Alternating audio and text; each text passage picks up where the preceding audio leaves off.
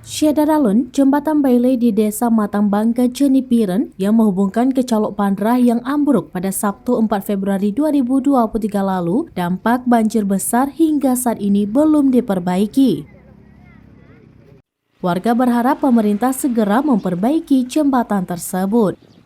Sejak jembatan ambruk, warga tidak bisa melintas dan beberapa waktu lalu berinisiatif membuka akses pada ujung jembatan yang ambruk agar kendaraan roda 2 bisa melintas. Disebutkan sejak jembatan ambruk, puluhan warga baik dari arah Matangbangka ke Pandrah atau sebaliknya tidak bisa melintas.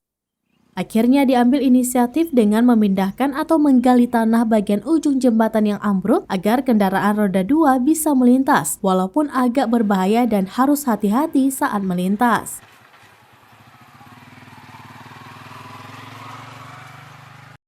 Sedangkan pada ujung sebelah barat atau kawasan Calok Pandrah, posisi jembatan menanjak, pengendara harus berhati-hati melintas. Langkah dilakukan dengan membuka akses darurat melalui jembatan tersebut karena setiap hari puluhan warga mengantar anaknya ke sekolah. Guru maupun warga sejak jembatan ambruk harus mencari jalan alternatif dengan membuka akses darurat pada ujung jembatan. Setidaknya roda 2 sudah bisa melintas sedangkan roda 4 tidak bisa sama sekali.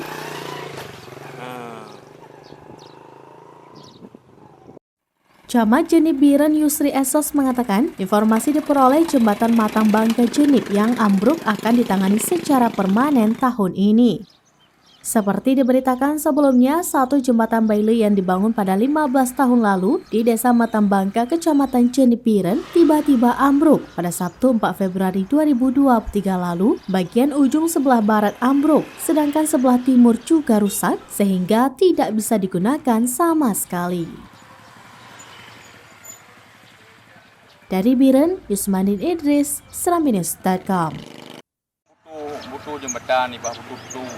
Bela nak bela. Butuh. Tapi di saat water kan malam